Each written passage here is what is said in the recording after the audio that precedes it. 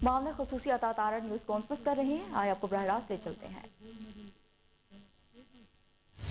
फवाद चौधरी साहब और उनके भाई फैसल चौधरी के दरमियान गुफ्तगू की है, तो ये आमों का ट्रक तो नहीं है, ना ये माल्टों का ट्रक है। जब एक ट्रक तैयार है तो ये बिल्कुल वाज़ेह है कि वो किस चीज का ट्रक है। हमने ये मुतालबा रखा कि एक वकील साहब की तरफ से सुप्रीम जुडिशल काउंसिल में रेफरेंस दायर किया गया है और उसमें आमदन से ज़ायद असासाजात, इख्तियारात का नाजायज इस्तेमाल और करप्शन के सबूत लगाए गए हैं। तो क्या वजह है कि वो अभी तक समाअत के लिए मुकर्रर नहीं किया गया। और ये जो दोहरा निज़ाम अदल है, आज जो मईशत के हालात हैं, जो मुल्क जो है वो मुश्किलात का शिकार है, इसकी शुरुआत 2016 में होती है कि जब सुप्रीम कोर्ट के जजेस पे मुश्तमिल एक बेंच ने मियां नवाज शरीफ को बेटे से तनख्वाह ना लेने पर नाअहल किया और उसके बाद पनामा की एक जीआईटी बनाई गई जिसकी निगरानी 3 सुप्रीम कोर्ट के जजेस ने की। यह तारीख में पहली दफा हुआ है कि किसी भी तहकीकाती टीम या किसी भी तहकीकात का जो निगरान है वो सिटिंग सुप्रीम कोर्ट के जजेस को मुकर्रर किया जाए। अब ये इंसाफ के असूलों के मुनाफी है कि जब आप सुप्रीम कोर्ट के जज के तौर पे एक फैसला दे रहे हैं और तहकीकात का ऑर्डर कर रहे हैं तो उन तहकीकात की निगरानी भी आप खुद करें। इससे यह बात जाहिर होती है कि आपका जहन का झुकाव किसी एक तरफ वाज़े तौर पर पाया जाता है। अब जब मियां नवाज शरीफ साहब को बेटे से तनख्वाह ना लेने पर नाअहल किया गया और उसके बाद पनामा की जीआईटी की तहकीकात हुई, तो ये सबको पता था कि पनामा जीआईटी का फैसला क्या आना है।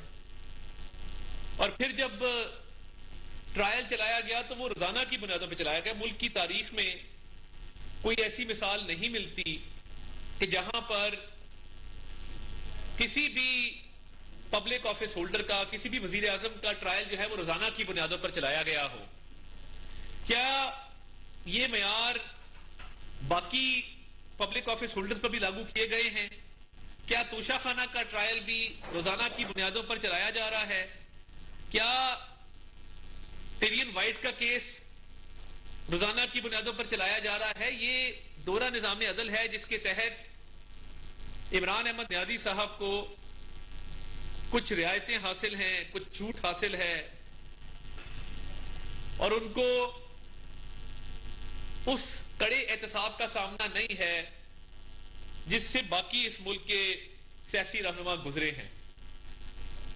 तो इसकी वजह यह है कि अदलिया के अंदर उनके सहूलतकार आज भी मौजूद हैं और हर गुजरते दिन के साथ उस सरकारी के सबूत सामने आ रहे हैं। और आज सुबह जो ऑडियो आई है जिसमें फवाद चौधरी साहब और फैसल चौधरी साहब गुफ्तगू फरमा रहे हैं, वो आपस में क्या बात कर रहे हैं? वो जज साहिबान के दरमियान पैगाम रसानी की बात कर रहे हैं कि फलां साहब का पैगाम या फलां साहब की डिमांड फलां साहब तक पहुंचाई जाए, नंबर 1। नंबर 2, वो ये कह रहे हैं कि मुजाहिर नकवी साहब के लिए एक ट्रक तैयार है।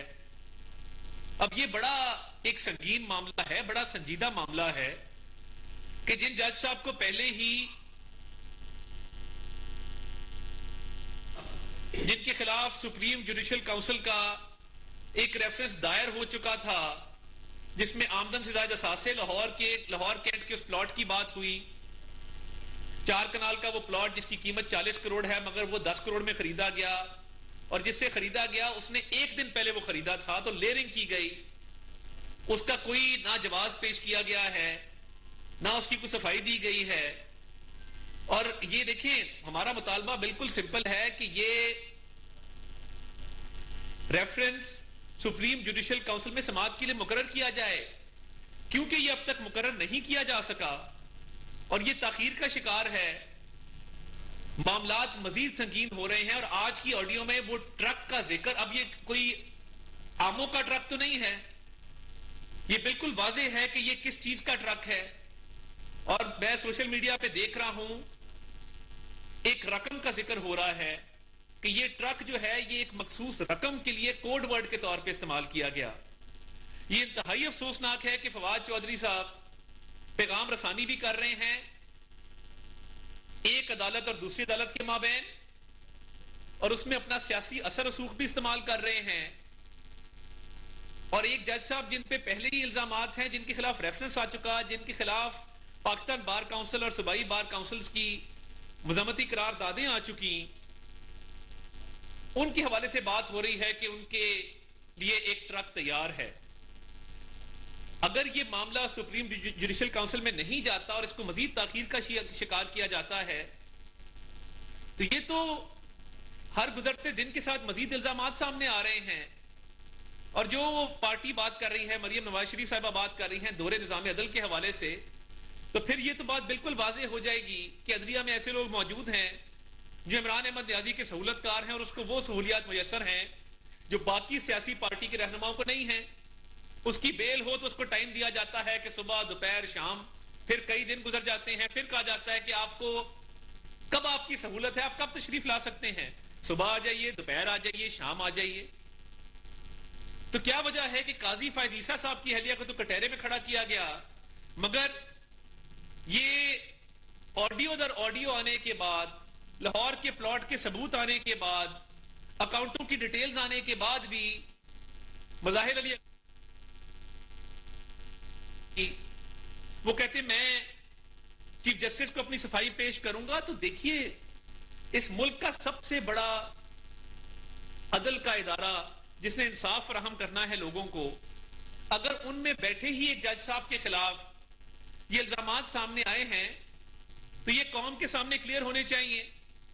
और इसकी सुप्रीम जुडिशियल काउंसिल में इसको समाअत के लिए मुकर्रर करके इस पे बाकायदा इसकी समाअत करके दूध का दूध पानी का पानी हो, ताकि कौम को पता हो कि ये इल्जामात जो थे वो लगाए गए थे और तहकीकात में ये चीज सामने आई है। तो ये इंतहाई काबिल मजम्मत है, इंतहाई काबिल अफसोस है। हम हर रोज ये बात कर रहे हैं कि हमें ये नजर आ रहा है कि कुछ ऑनरेबल जजेस का झुकाव इमरान न्याजी साहब की तरफ है। तो आज की ऑडियो और पिछली ऑडियो को मिलाएं कि मोहम्मद खान भट्टी जो कल ईरान की सरहद पार करने की कोशिश में, फरार होने की कोशिश में गिरफ्तार हुए, उनके साथ एक ऑडियो थी, और आज जो ऑडियो आई है फवाद चौधरी साहब को कहने के लिए कुछ नहीं बचा और हमें सजा दिलवाने की बात की जा रही है।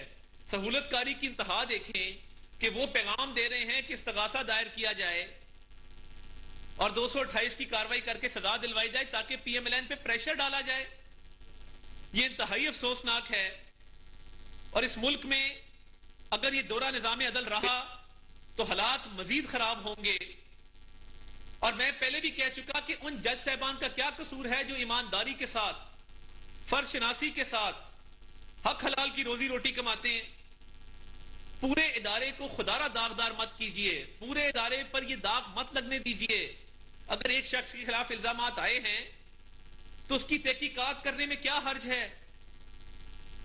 और देखिए कि यह तोशा खाना का ट्रायल फर्द जुर्म आज तक आयद नहीं हो सकी। मियां नवाज शरीफ का केस था, रोजाना की बुनियादों पे बाकायदा उसकी समाअत होती थी, सुप्रीम कोर्ट के जजेस को निगरान मुकर्रर किया जाता था। आज एक लाडला है जो अदालतों को डिक्टेट करता है, जो अदालतों पे हमले करता है, जो मुसल्लह जत्थों के साथ अदालतों के हाथे में खड़ा होता है और अपनी मर्जी से आता है, मर्जी से जाता है। अरबों रुपए की चोरी है तोशा खाना में, नाकाबिले जमानत वारंट जारी हो चुके हैं, 7 तारीख को समाअत के लिए मुकर्रर है। ये कितनी दफा फर्द जुर्म आयद होने से इसको बचाया जाएगा, कितनी दफा टिरियन जेड वाइट केस में तारीख ली जाएगी। और इसको तारीख क्यों मिलती है? मियां नवाज शरीफ को तो तारीख नहीं मिलती थी। यानी ये बदउनवान भी है, ये बदनीयत भी है, इस पे अरबों रुपए की चोरी के इल्जामात हैं। बेटी को डिक्लेयर नहीं किया हुआ, फिर भी दंदनाता फिरता है इस मुल्क में। वो अदलिया का कंधा इस्तेमाल कर रहा है और उसके लोग एक मुअज़्ज़ज़ जज का नाम लेकर लोगों को डरा धमका भी रहे हैं, और ट्रकों की बातें भी इस मुल्क में शुरू हो गई हैं।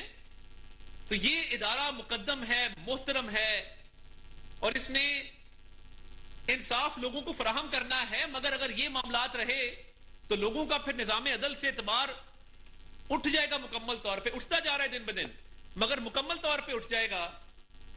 और जब निजाम अदल से लोगों का एतबार और एतमाद उठ गया तो लोग आपस में फैसले किया करेंगे, फिर गली मोहल्लों, सड़कों पे, चौक चौराहों में फैसले हुआ करेंगे।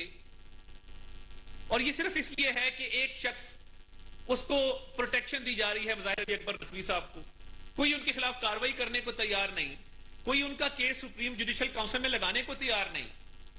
हमारे यहां वजीराबाद में मुदस्सिर नजीर और एहसन बेगुनाह लोग गिरफ्तार होते हैं।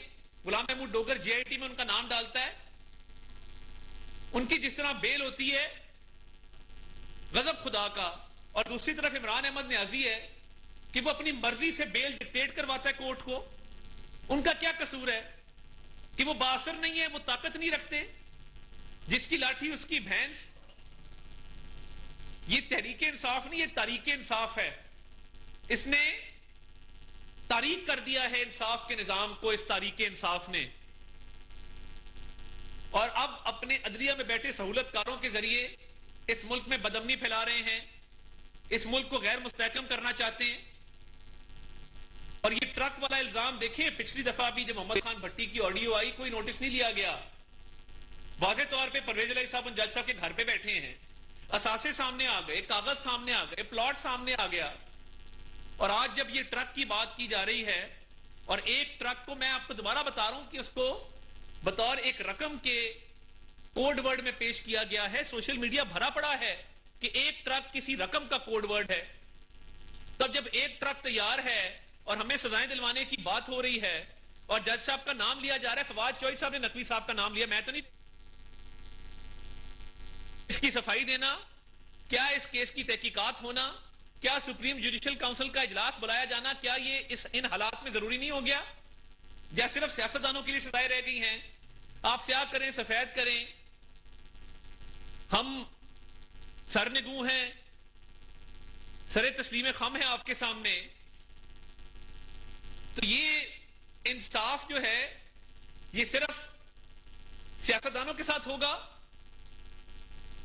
क्या आपके साथ बैठे एक ऑनरेबल जज जिस पे संगीन इल्जामात हैं वो तहकीकात का सामना नहीं करेंगे? क्या आइन के अंदर एक सुप्रीम कोर्ट के जज के खिलाफ चाहे उसकी समाअत होना, क्या ये आईने पाकिस्तान में प्रोविजन नहीं है? ये नहीं कर रहे। कह रहा है सुप्रीम कोर्ट के जज के खिलाफ कोई इल्जामात होंगे तो वो सुप्रीम जुडिशल काउंसिल में जाएंगे और जुडिशल काउंसिल ही उसकी तहकीकात करके उसका फैसला करेगी। तो ये जितनी ताखीर का आप इसको शिकार करेंगे, मजीद सवालात उठेंगे, मजीद ये बात मुतनाजा होगी, तनाजात खड़े होंगे।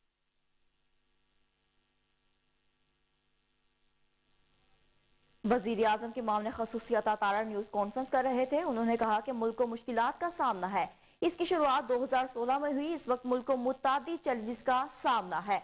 मोहम्मद नवाज शरीफ के बेटे से तनख्वाह न लेने पर ओहदे से हटाया गया। मोहम्मद नवाज शरीफ का ट्रायल रोजाना की बुनियाद पर चलाया गया। उन्होंने मजीद कहा, आज एक ऑडियो लीक सामने आई है जिसमें ट्रक की बात हो रही है। फवाद चौधरी अदालतों में पैगाम रसानी का काम कर रहे हैं। इमरान खान को मुसलसल रिलीफ फराहम किया जा रहा है।